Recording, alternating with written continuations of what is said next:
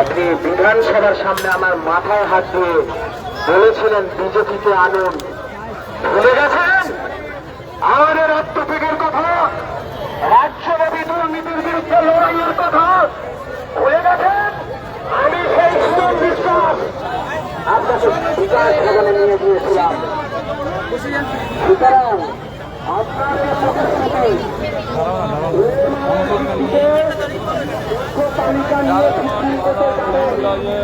শিক্ষাকর্মীদের চাকরি করাবেন, আদিবাসীদের বাঁচাবেন, কৃষিদের বাঁচাবেন, রাজবংশীদের বাঁচাবেন, অপরাধের বাঁচাবেন, সাধারণ ঘরে রাজস্ব ধরনের কেন চাকরি বাঁচাবেন। আমরা আপনাকে চ্যালেঞ্জ করছি না, আমার মাথায় আপনার চ্যালেঞ্জ করবে।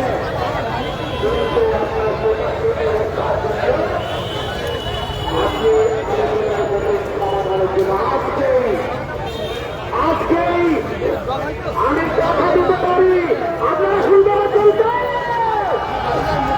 আমি কথা দিতে পারি,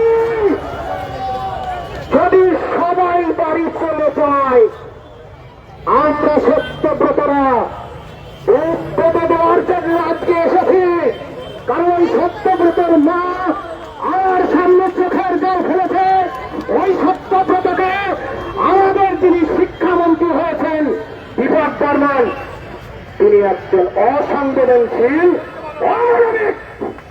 বলছেন আপনি চাকরি পাননি, আপনি মামলা করতে যান। আমি আগেই বলেছি আপনার মতো শিক্ষামন্ত্রী উল্টোডাঙ্গার খালের একটা ক্ষেত্র জল ফেললে 12টা 13টা ওঠে। আপনি একটা শিক্ষামন্ত্রী, আপনি আমাদের স্পর্ধা সম্পর্কে জানেন না। আপনাকে জানাতে এসেছি আমরা, আমাদের স্পর্ধা সম্পর্কে আপনার জানা নেই। এত বড় কথা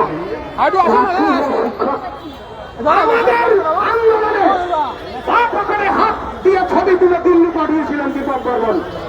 সেই ছবি দেখিয়ে আপনি টিকিট নিয়ে এমএলএ হয়েছেন, মন্ত্রী হয়েছেন।